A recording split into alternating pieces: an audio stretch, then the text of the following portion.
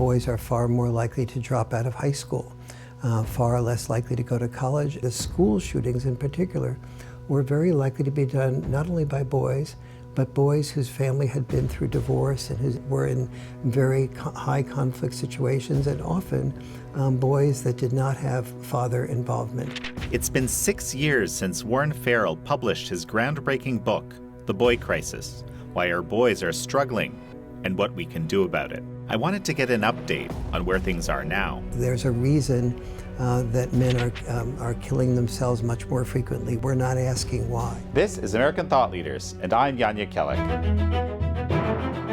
Warren Farrell, such a pleasure to have you back on American Thought Leaders. It's my pleasure also. You're such a good question asker, and you really listen so well. I love that about you. Well, thank you very much. And I'm actually very curious. When we first interviewed back in 2019, we interviewed about your book, The Boy Crisis. Where have things come with The Boy Crisis? And maybe before even that, tell me what it is. The Boy Crisis is boys falling behind in more than 70 different measurable metrics, basically. Everything from being far more likely than girls to commit suicide, about 4 times as likely when they're between 15 and 19, 5 times as likely when from age 20 to 24. They're far more likely to be addicted to drugs, to die of drug overdoses, to be addicted to video games. Playing a certain amount of video games is fine, but addiction to video games, 15 hours or more per week, is typical for the average boy playing video games, and that begins to get into the addiction mode.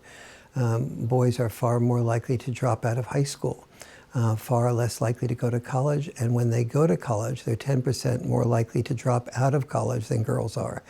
So we're now moving close to where there's a 2-to-1 ratio of females to males, probably 10 years from now, in college. And many people say, oh, this is terrible for boys. It is terrible for boys, but it's worse than just terrible for boys. It's a girl's issue and a female issue also. Females who go to college don't want to be in a minority position where a large number of females are competing for a small number of men. That doesn't give them any leverage at all.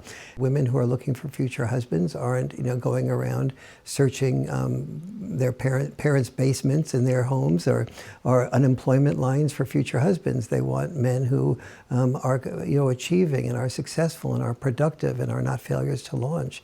And so, and then our children are being brought up oftentimes after divorce, or in the United States, 40% of women who have children without being married. And what that often means is the man that they had the sex with to produce the child may be involved for a few years if they live together, but the average couple that lives together that has children the relationship only lasts 3.5 years. And so oftentimes what happens is that there's a divorce and the children do not have access to their dads. And so when I submitted my research for The Boy Crisis, my proposal to the publisher, I had 10 causes of the boy crisis outlined that I was going to have a chapter for each. And then I kept finding that most of those causes were correlations, but the only one that sort of met the standard of a cause was I found that the boy crisis, to a larger degree than any other single reason, the boy crisis resides where dads do not reside. I saw this enormous power of lack of father involvement. So there's no greater correlation between suicide and any other thing than lack of father involvement. When we have mass shootings, it's not about girls and it's not about guns and not about family values predominantly. They're all players. But I saw that to a large degree, the school shootings in particular were very likely to be done not only by boys, but boys whose family had been through divorce and who were in very high conflict situations, and often boys that did not have father involvement. And so I began to see this enormous amount of dad deprivation, and this has not changed the amount of people dropping out of high school who are boys the amount of them graduating from college who are boys, the amount of drug overdoses, the life expectancy between males and females has increased in the last couple of years. It's now to 5.9. It was down about 5.2 some years ago, about the time that the Boy Crisis book came out. You know, and this also complements the research that shows that basically children that come out of nuclear families, complete nuclear families, are basically, whether they come from affluent families or poorer families, left or right, are set up for success. Their likelihood of being successful in life and sort of changing their economic realities and life realities in a positive way that's the single best predictor of that actually happening. So that's interesting that this is very complementary. Absolutely. And what I saw was also that so the lack of father involvement was the deepest cause that I sort of had articulated when the Boy Crisis book came out. Now I've seen, as for the last 30 years, I've been conducting these couples communication workshops that I call role-mate to soulmate workshops. And I saw that there was one deeper prediction. That is, if a couple I saw that the Achilles heel of all human beings is our inability to handle personal criticism without becoming defensive. I'll advise people in my workshop to not become defensive when they hear criticism. And everybody agreed, but they got home and their real life, and the moment that criticism appeared, the wisdom disappeared. And so I realized that I really had to develop a method that people practiced over and over again so their brain changed until they could associate criticism with an opportunity to feel more deeply loved. And the question was how to do that. But the value of how to do that, and I can get to that in a little while, but the value of how to do that in relation to the boy crisis was the real way to prevent the boy crisis is to have good parental communication so the children see good parental communication and mother and father knowing how to resolve differences constructively and be able to hear each other and move closer together in their love than they were before. And when children see that, they know how to communicate with their friends, and they will know how to communicate with their children, and there will be fewer divorces. And when there are fewer divorces, there are fewer children raised predominantly by mother and with what I call dad deprivation. Well, this is, I think particularly relevant in these, fraught times that we're in, because, it strikes me that the ability to take criticism without feeling defensive or worse, right, which I think is I frankly see that a lot, would kind of play a very valuable role in society writ large, not even just in, sort of these intimate relationships, which of course your new book, Role-Mate to Soulmate, is all about. We'll talk about that in a moment. I wanted to kind of talk about how things have shifted. There's this recent Wall Street Journal piece, America's young men are falling even further behind, right? Made me think of you, part of the reason we're here today. The pandemic policy resulted in all these scenarios being exacerbated. Do I understand that correctly? Can you kind of flesh that out for me a bit? One of the reasons is that girls are very good at, you get a Zoom course, and girls are very good at taking information down, absorbing it, remembering it, and feeding it back on a test. Boys, for the most part, have to do things physically, or they have to be engaged in projects. And when they're engaged in a project, boys do very well. When they have to do something physically, especially, boys do very well. But when they have to sit at home and listen to something over Zoom, they tend to be distracted and bored, and they become passive aggressive in terms of going back and learning more, and they basically tend to fail to a much greater degree. Women are very good about reaching out to women friends and sharing what their feelings and their fears, and the women friends are very good about supporting them. Boys are not as good about expressing their feelings and their fears to their men friends or to women. And the reason for that is when boys express their feelings to women, especially if they're involved romantically with those women, women often lose respect for men who are complaining or who are, sort of vulnerable in that way. And when men express those feelings of vulnerability to other men, Men tend to give the men about a 1 minute sort of like, okay, yes, yes, yes. And then if the man keeps going on, the other men lose respect for men. So men realize that if they express their fears to women, women will potentially lose respect for them. They realize that no woman can love a man that she doesn't respect. So why express your feelings of vulnerability to a woman? And why express your feelings of vulnerability to men? Because they'll lose respect for you. So you better keep your feelings to yourself. And if you have a lot of feelings, you start drinking, or the feelings pile up, and you come out with this volcano of anger that's been pent up. And so it's a very dangerous period for men to be isolated during the pandemic and in general. Well, and it's very interesting because everything you're talking about, go back a few generations, it was just kind of much less of an issue, right? Like men weren't thinking about things about their vulnerabilities so much. Do I have that right? Yes, but this doesn't mean the process it took to make a man a hero is the exact opposite of the process it takes to make a man healthy. That is, the process it took to make a man a hero meant repress your feelings, because if you expressed your feelings to your sergeant in the army, you were a squeaky wheel. And the war machine does not run well considering everybody's feelings and fears.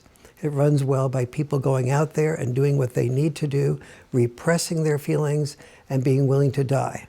And don't make too close friends with somebody else, because if you start really caring about a brother, the fear is that you'll lose that brother, you'll be holding him in his arms while he's killed, and you'll experience enormous amounts of trauma. So the way we created men to be our protectors and be willing to kill and be killed was to make them feel like they were more of a man when they didn't express their feelings of vulnerabilities, when they didn't say to their sergeant, oh, officer, that comment was anti-Semitic and I'm Jewish. Could you please refrain from making anti-Semitic comments? The response of the sergeant would be, do 30 push-ups and shut your mouth. Well, when you're not in a time of wartime, I guess that changes. But of course, that itself could change. Yes.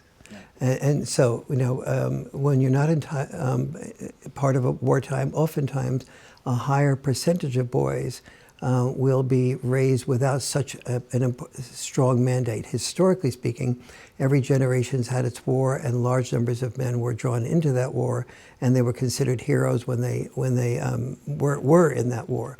Today, we have smaller numbers of men who have to go to war, and that's combined with 40% of women who have children without being married. And then a very high percentage of people who are married divorce. And those children are often left without father involvement, which has a negative impact on our daughters, but it also has a more negative impact proportionally on boys. Well, so basically there's kind of two elements. There's a change in the male role, right? And that itself needs some kind of mitigation, right? And the other thing is the fatherlessness crisis. Absolutely. So, and the combination of these things is the boy crisis. Do I have that right? That's very right on. In the old days, men had two senses of purpose.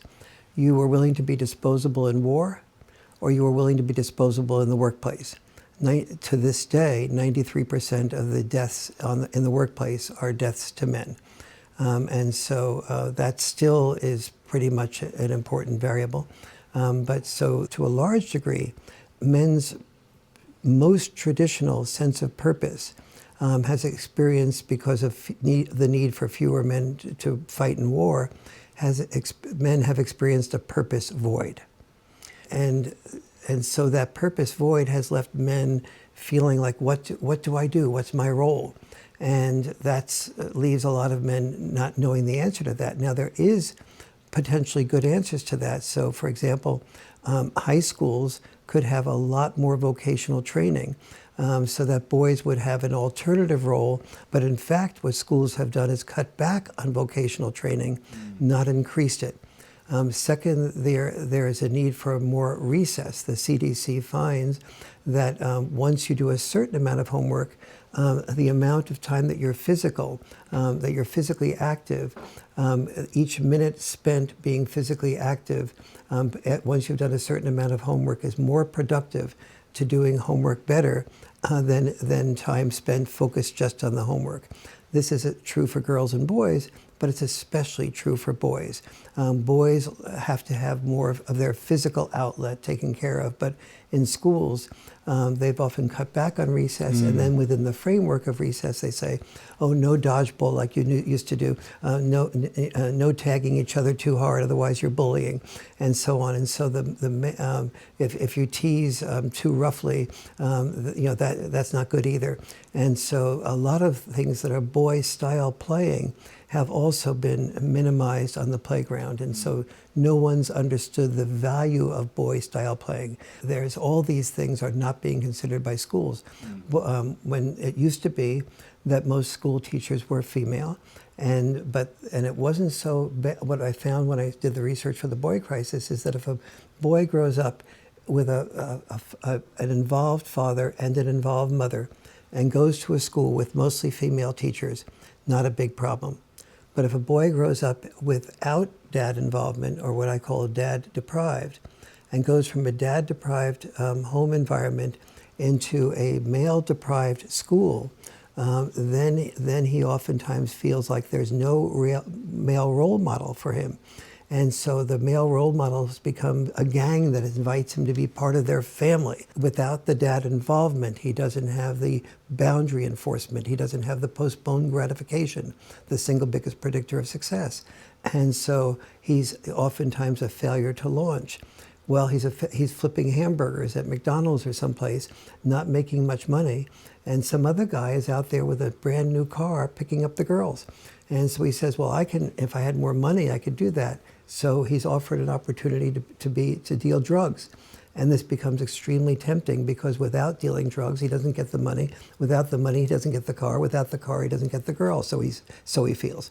And so that's an example of what's been happening lately for many boys who are dad-deprived at home. Of course, there's this other dimension, which is the movement for equality of women.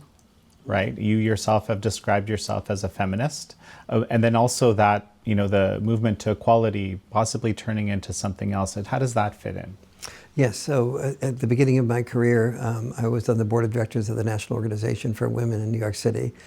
I suppose I was the world's leading male feminist, spoke all over around the world on the importance of feminist issues. And that was the period of time when there was a lot of anger toward men, even among the early feminists, and there was a lot of put down of the nuclear family, even among the early feminists. But by and large, I felt the positive part of feminism at the beginning was saying something like, I am woman, I am strong, and trying to empower women. Today, a lot of feminism has moved increasingly from I am woman, I am strong, to I am woman, I've been wronged. #MeToo. Here's 1,000 ways that I've been wronged.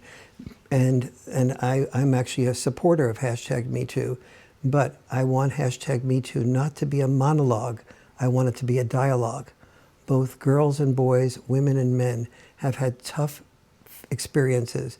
There are many, many fathers that have lost their children in court battles that were very much oriented toward the tender years doctrine. And if other things are at all equal and a woman says something, she's more likely to be believed. We're in a situation where the woman has the right to the children and the man has to fight for children. And that's part of the #MeToo for fathers, for men. There's a reason that men are killing themselves much more frequently. We're not asking why. We say it's mental health in a sort of broad sense, but it's something much more specific than mental health in a broad sense. It's something that happens with men oftentimes when they get married, and and especially when they have their first child. When a man has his first child, what he often realizes is, being an elementary school teacher was very fulfilling. It was exactly what he loved. He loved kids, but it didn't pay a lot. So he has to become a principal or a superintendent of schools, and he hates administration.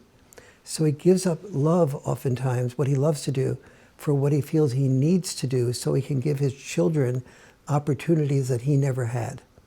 but then he's more likely to be the principal or the superintendent of schools. And what did we as feminists say?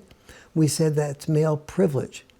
Well, it's not male privilege to give up doing what you love to do to earn more money so somebody else can benefit, so you can die earlier. That's not power. That's not privilege. And as I started forming men's groups, I started hearing these stories from man after man. I was a musician. I wanted to be the next John Lennon. I really wanted to, I had a wonderful small amount of gigs coming on, but there weren't enough to support me and children. They were just barely enough to support myself.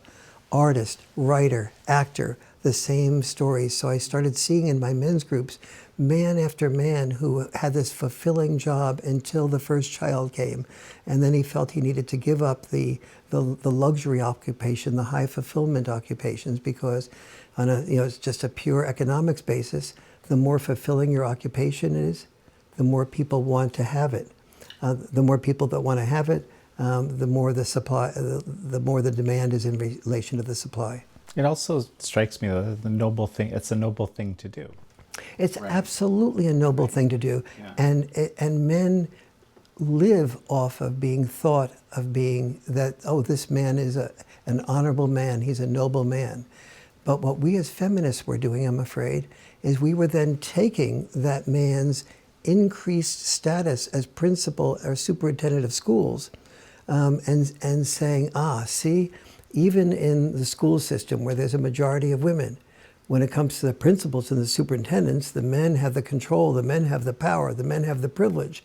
No, it was not about control, power, and privilege. It was about forfeiting control and forfeiting privilege in order to do something that was as noble as giving their children better lives than they have and giving their wives good homes and good neighborhoods with good schools.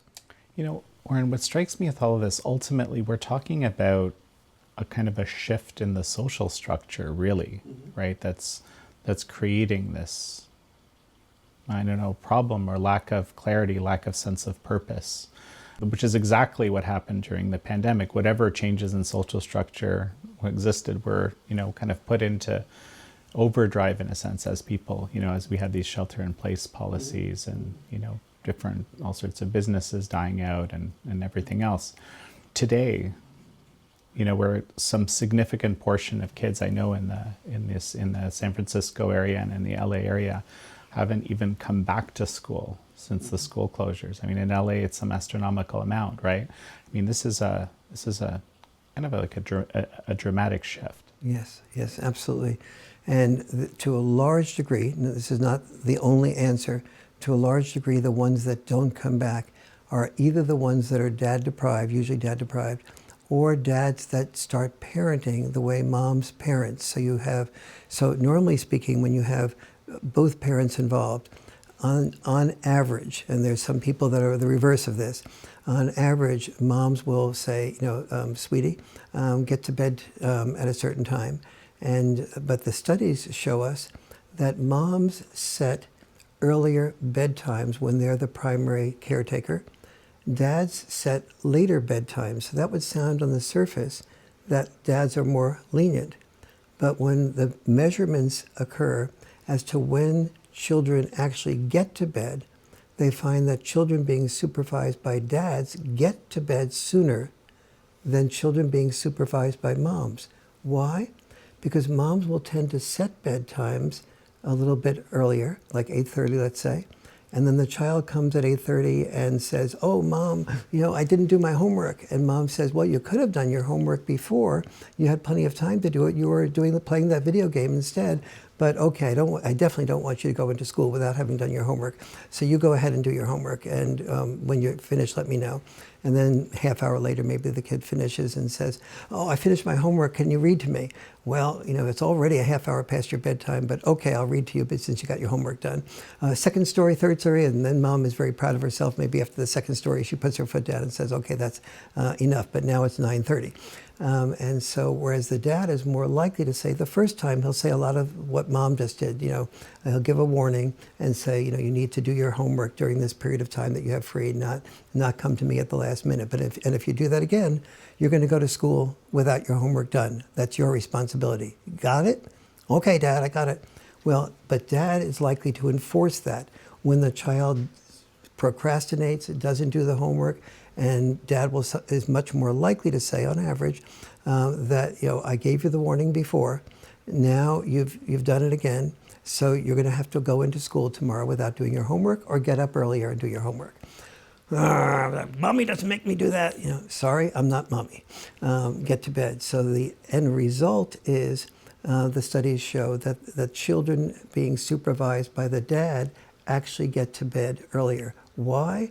It's the difference between the boundary setting that moms do more frequently and the boundary enforcement that dads do more frequently. And many people don't even know the difference between boundary setting and boundary enforcement, but it's crucial because moms will be more likely to say get to bed at 8:30, but then when the child can manipulate a better deal, getting to bed at 9:30, the child not only doesn't get as much sleep, that's the secondary issue. The child ends up not respecting the mother for what she says, as opposed to dad says you got to get to bed by 9 o'clock, and if you don't do your homework by such and such a time, that's your problem. The child ends up respecting what the dad says. Also, what happens is the child ends up experiencing postponed gratification when the dad is involved in a typical traditional dad mode. That is, the child realizes it wants to play that video game, but if it plays that video game, it won't get to be able to do the homework, it will fail in school or something, it'll be deprived of something else, and dad's going to enforce that. When boundaries are enforced, it requires the child to postpone gratification from doing what she or he wants to do and do instead what needs to be done. Postponed gratification is the single biggest predictor of success or failure in life. And postponed gratification comes from a parent who's good not at boundary setting, but at boundary enforcement. I mean, absolutely fascinating, because when I think about our society writ large, I see a lot of lack of boundary enforcement, let's say. I don't think it's just around boys. So that's interesting. That might be, an impact. So, yes, we have moved into a much, the wealthier people are, the more they are not worried about survival, the more they are likely to be more lenient with their children and give them what they want to have and want to do, as opposed to what they have to do to survive. When survival is the controlling issue, parents are much more likely to teach their children what they need to do to survive, the emphasis being on the word need to do and survive. When you have plenty, you can give more and be more generous, but then your children don't become as resilient. It reminds me of that saying, which I, keep seeing popping up in my social media feeds. Hard times create strong men create good times create weak men create hard times. So what do we do here? Well, first of all, it's helpful to understand history and understand that pattern and understand both for fathers and mothers. There are many fathers that are not as good at boundary enforcement as they used to be. And especially if they're in fear of conflict with their wives, they just back off. And what they don't learn is how to share what the value of postponed gratification is with their wife, and they don't learn the core thing that I teach in the Role Mate to Soulmate book, which is about checks and balance parenting, how to give the children the best of their father and the best of what the mother have to offer. Well, but the bottom line is you want strong men. I mean, that ultimately this is what you're telling me here, right? And how that manifests might be different. And the challenge is there's a lot of men that aren't strong. Am I reading that right? No, a little bit differently I'd put it. Okay. You want strong men who are also sensitive and caring and and can listen effectively and are willing to go to couples communication workshops and read things on relationships and be connected to their wives, because the mothers of today don't need big muscle building men who are willing to die as much as they used to. And now that women today can earn their own money, they're looking for men less for money and more for some combination of financial independence and competence, combined with the ability to listen, the ability to hear her, the ability to be able to express feelings not just to her women friends, but be, I can't even bring this up to my husband. They want a husband. They are able to demand a husband who is more than just a breadwinner, because they're taking care of the breadwinning to a greater degree. So a different kind of strength. It's really, that's what we're talking about. But that's different than weakness. Yes, we are definitely talking about a more multifaceted type of strength, where men have the best of heroic intelligence and health intelligence. But our society, I'm sorry, I'm jumping in like this, is you're telling me is kind of wired in a different way. It's kind of basically creating weaker men, which is, it creates a kind of a vicious cycle, if that's how I hear it. We haven't really dealt with how we've spent 50 years now, half a century, focused on women and women's issues, and how every woman can become whatever combination of being full-time mother, full-time worker, part-time mother. When men and women get married, and the first time they become pregnant, oftentimes they'll discuss at a dinner party, what do I, the woman, want to do? Do I want to be full-time involved with my career like I've been? Do I want to be full-time involved with the children, or do I want to do some combination of both? So that's just sort of three options. The man also says, well, I have three options too. Option one is I can work full-time. Option two is I can work full-time. Option three is I can work full-time.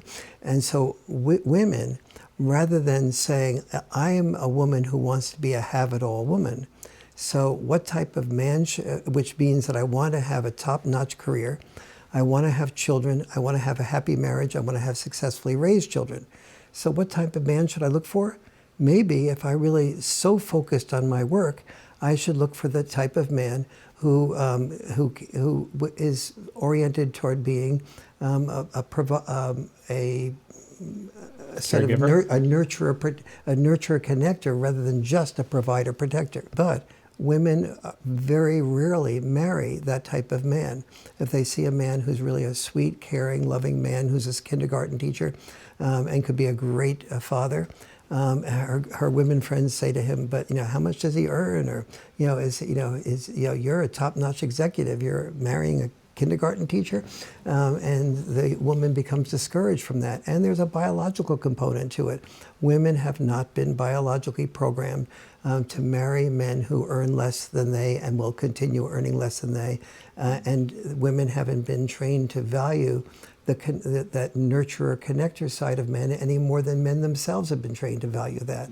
So we're in this transition now, but we've spent a half century parsing and taking care of all the different types of women to please them and to make them more effective in the world. But we haven't paid attention to the boy crisis, to men's issues. And so the result of that is that we have both a boy crisis and a man crisis. And if things change dramatically and suddenly there is war upon us, all this goes out the window. Well, you're absolutely right. This is a brilliant comment by you, because, for example, the Vikings are often considered the most vicious, cruel, war makers. Obviously, that's arguable.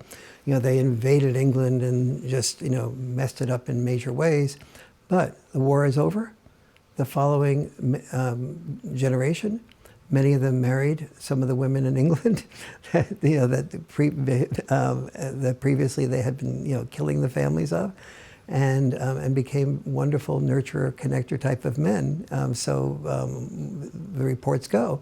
But so what Margaret Mead talked about is that Men have to be adaptable and respond to what the culture needs. You need to go out and fight. Sorry, we need all men, as the Ukraine has said. Every man in the Ukraine from 18 to 60 has to go to war. All of the women, it's up to you. And so, and that's still to this day the way that Well, and it's hard to imagine how it wouldn't be. It is hard to imagine how it wouldn't be, but it is. Because women are the birth givers, right? Well, they're the birth Ultimately, giver. which is such a critically important part of any society, right? It is, and it's also more, I think, another dimension to that isn't being considered. There's no real reason why at the age of 18, when men register for the draft, that everybody shouldn't register for some type of service. So to be able to contribute to the country in many ways, there's many ways of contributing to the country. Some men are much more prone to go out there in the trenches and kill. Some men are much more prone to be wonderful nurses and caretakers. The great majority of women are not oriented toward going out into the trenches and being killed. But there's many roles that need to be served in wartime, and we don't require anything from the women in the United States. At the age of 18, men must register for the draft, period. But women don't need to register for anything, and that's something that hasn't even been talked about. I mean, I'm having such a great time speaking with you here, but I do want to talk a little bit more about communication. And I think, of course, the book focuses on couples communication. This is something you've been doing for decades, and from what I hear, very effectively.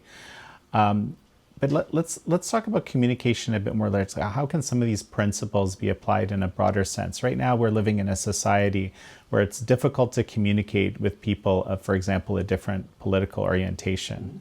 Even when when you have reality on your side, right? You're like, how can this person believe these crazy? I mean, a lot of people are thinking exactly this, whatever your orientation is, something like that, right? So there's a lot of this lack of communication, sometimes even in couples, even that exact thing, right? So what do we do here? So what I outlined in A Role Made to Soulmate is a way that we can hear people that we love, that we have the opposite political opinions of. In almost every family that has more than 8 or 9 people in it is experiencing this. I'm going for Thanksgiving. I'm going to be meeting with my family. I'm going for Christmas or Hanukkah. I'm going to be meeting with my family. What's my desire? We all want to love each other more. We all want to be a stronger support system. But so-and-so believes in Trump and so-and-so believes in Kamala Harris. And, how can I possibly even tolerate dealing with that awful way of looking at the world with those types of values? So what I've found does work, and what I do in the Role Made to Soulmate workshops, is the first thing that I ask people to do is to use alone power. That is, you don't ask the other person to hear you. You volunteer. You say, Jim or Jane, I've been, I know in the past we've had sort of real disagreements and fights about these things, and we have 2 options here. One is we can completely not discuss religion or politics, but that's kind of a shame because religion and politics are about values. And if I really love you and care for you, I really want to know your values and be able to respect your values. And so let me use what I call alone power to volunteer to do this for you. If in the end you want to also do this for me, that would be terrific, but I'm not going to put that on you as a necessity. So you volunteer to be able to listen to them alone. Now, what do you do? How do you start that listening process? Let's say you're brother and sister that have come to different political perspectives. The next step is you spend some time appreciating that person. So, when you grew up, my sister or brother, I really respected the fact that you stood up, and so what you're doing here is appreciating. Before you start talking about the differences in politics, you appreciate them as a person, because when somebody feels appreciated as a person, they don't feel as heavy a burden to feel that you're not appreciating their politics is not appreciating them. So you first want to make it clear that you're appreciating them. And you don't just appreciate them in generalities. I teach people in the Role Mate to Soulmate book how to appreciate with 5 levels of specificity and with very clear examples. So you might say to your brother, "Yeah, I remember when we had dinner discussions, and you would not be afraid to speak up and disagree with Dad." And I so admired that, because when Dad said something, I just sort of shrank if I disagreed and didn't say anything. But you spoke up, and you had the courage to do that. And then at school, you had the courage to do that. And you did that and people rejected you, and some people ostracized you, but you were resilient. I always admired that about you. So you're not just appreciating them and saying, I've always liked you when you were, I've always appreciated you when we grew up. Vague. But you're giving a concrete example. You're remembering something that you've experienced somewhat together. You're making it very clear what you appreciate, your resilience, your ability to speak up, your courage, and so on. So that person is feeling, all right, I feel, we may disagree, but I'm really feeling sort of appreciated here. Yes, go ahead. Well, no, you're just reminding me of something. So this is a joke my wife and I have. But I remember reading somewhere, and maybe even you were involved in this research, I'd love to know. But apparently, eye rolling, right, is a huge predictor of the death of a relationship. Absolutely. Because it's sort of, it's kind of contempt, right, for someone's ideas, even if it's not intended that way. That's how it comes across, right? 100%. So this is the opposite. The reason I'm thinking about that is what you're describing is the opposite. You're making someone understand, no, I actually value you. Whatever you think, exactly. I don't care what you think. Exactly. I value you. Exactly. Right. Yeah. And then you search for the virtue in what the person believes. That almost everything that we disagree with started out with the other person having a good intent of virtue. That virtue took the virtue train so far it went into vice land, if you will. And every virtue taken to its extreme becomes a vice. So what you and your brother or sister are arguing about is the vice that you see. But go back to their original intent and find that virtue. So let's say somebody disagrees on the feminist issue. One person feels somebody is an ardent feminist and anti-male, and the other person feels that they're the only way to look at the world is through a feminist lens. So let's say you're the anti-feminist, and you say to the person, okay, what's the virtue in feminism? Okay, I do remember I want my daughter to be able to do whatever she wants to do. When I grew up, girls oftentimes didn't think that they could do whatever they wanted to do. And my wife is doing something that the generation before would never have thought of. Oh, okay, I can see that one of the contributions of feminism is that my wife and my daughter are able to live a life more fully than they might have been before feminism erupted. And so instead of going to feminism is now part of saying that women are good and men are bad. It's part of the it talks about the patriarchy, and every man is part of the patriarchy that made rules to benefit men at the expense of women. And cancel culture is in every college, and DEI excludes white males, and so on, and going on about the vice. Go back to the virtue of where feminism in its best portions was, because that's what your brother or sister is focusing on, the virtue. And when she or he hears that you see the virtue rather than just arguing about the vice, they feel like, okay, at least I see that you get the virtue inside of me. And then you go to the areas of what the two of you have in common.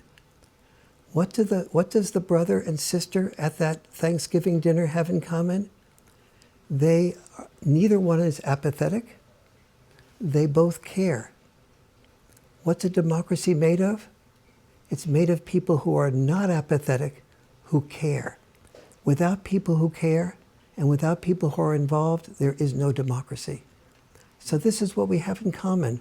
We're disagreeing so much because we both care so much. That allows your sister or brother or whatever to feel more like, oh, well, I do see we have this in common. And then the next thing is by far and away the most important thing. The biggest tool I teach couples to use is what I call the caring and sharing practice. So it is biologically very challenging to hear personal criticism, and political criticism feels like personal criticism, without becoming defensive. Because historically, if somebody had a different political opinion or a different was criticizing you personally, they were a potential enemy. And so therefore, it was functional to get up your defenses in order to kill the enemy before the enemy killed you, or just kill the enemy before the enemy kills you. And so, though that was functional for survival, it's just dysfunctional for love. And so, but if we're going to get away from something that has that type of history, that type of deep inside of our biology, how are we going to do it? And that was trying to discover the answer to that question was the primary motivation for writing The Role-Mate to Soulmate. What I experimented with for 30 years, meaning by experimented, everything I did in the workshop, I had a follow-up phone calls about 2 months later and said, how did that work? What worked, what didn't work? And what I found worked the most was setting aside 2 hours a week that I call a caring and sharing practice, in which before you do the practice, you share two types of specific appreciations of your partner. When you end the practice, you do 2 more appreciations of your partner. You both do this for each other, but in between, you're allowed to share one concern that your partner will think of as a criticism. But before you experience that one concern, you meditate into a series of mindsets. So you say out loud to your partner, for example, what I call the love guarantee, which is one of the mindsets. And you say, if I provide a safe environment for you to say whatever you want to say, in whatever way you want to say it, even if I completely disagree with that picture, even if you say it sarcastically, when I provide a safe environment for that, you will not feel you're walking on eggshells. You'll feel secure with me. When you feel secure with me, you'll feel more loved by me, more safe with me. When you feel more loved and safe with me, you'll feel more love for me. So even as I am experiencing that criticism, I'm realizing that the angrier they are, the more shocked they will be that I provide that safe environment. The more at the end of that process, they will feel, my goodness, I don't have to walk on eggshells. I can really take this once a week and begin to share what I really feel. I'll give you one more mindset. I have every couple in the room sit back to back. And on a piece of paper, they write, if you were about to be killed by, let's say, drowning or a car accident, and I knew with 100% certainty that you would be killed, except if I interfered, and I knew with 100% certainty that I could save your life. But I would have a 50% chance of losing my own life in the process. Would I do it? I tell them to not consider, make believe you don't have children, so that's not a factor. And so then I ask them to write down the answer, yes, no, or uncertain. All the men write that down, all the women write that down, and gay couples, each partner writes that down. And so and then I have them read out the findings without seeing their partner's choice. About 90 some odd percent of men, usually about 92% of the men, say that they would be willing to take a 50% chance of dying for their partner in order to save their partner's life. About 80% of the women say the same thing. So the first mindset is, if I would die for you, well, the least I can do is listen to you. Mm-hmm. It puts listening to your partner's feelings in perspective. This whole way of thinking, it strikes me as a kind of feminine way of thinking. Would you agree with that or not? Well, the truth is that both women and men have an equal amount of problems being criticized. When women are criticized, it violates their feeling of my husband is my protector. when men are criticized, it violates their feeling of like, I intuitively know that when I'm criticized by a woman, that means she doesn't respect me in this way. And I know that no woman who doesn't respect me can really love me. So it's really a problem that, and in gay couples, both gay females, gay males, they all say everybody acknowledges having this problem. Well, no, the reason I say this, what you're describing makes sense to me, but I'm thinking about the man, in I can imagining kind of the wife telling men, hey, I want to do this couples workshop with Warren Farrell, and he's like, what are you talking about? Yeah. Yes. Well, very good question and very good point, and also accurate. I remember one couple saying to me they arrived at Esalen, which is one of the places in Big Sur that I teach this Role Mate to Soulmate workshop, and the woman says, "Well, you're part of this workshop, aren't you?" The woman at the gate letting people in. You're part of the Warren Farrell workshop, right? And the husband goes, "Wait a minute! You told me Esalen was a spa." And so there's a lot of truth to that. But more frequently, the women drag the men there than the other way around. But it's worth it, basically. Well, right? What happens is that the men don't want to go to a workshop like this because their experience of the past is when they told a woman the truth and she interpreted it as criticism, she withdrew sexually, she withdrew emotionally, she was angry, she held it in, she remembered it, she talked to her women friends about it, and they all talked about how bad he was. And so many men have sworn off being honest to women. But when a man feels heard, he has the same experience that a woman has when she feels really heard and seen. It's like, oh my God, there is a way of doing this. And the reason I created this Role Mate to Soulmate workshop was because I had never seen this happen effectively before. People got the wisdom of everything I said in the workshop, they just didn't do the practice. And when either a woman or man not only feels like prepared to see and hear, but then says to their partner, the next things that I require, what I heard you say is, and then after she or he finishes saying what I heard you say, is asking the partner, did I distort anything? And when the partner says, yes, you distorted this, not arguing, but working at it until the person who was talking feels completely heard and not distorted. Did I miss anything? And then the same pattern repeats. Do you want to add anything? And then if you want to add anything, going back to listening in that same way. When that process is finished, it is long. It is laborious at first when you're first learning it.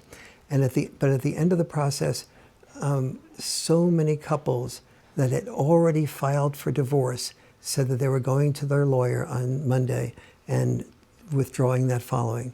It is like, and this serves women, men, heterosexual couples and gay couples equally as effectively. There's no one that is free from that feeling.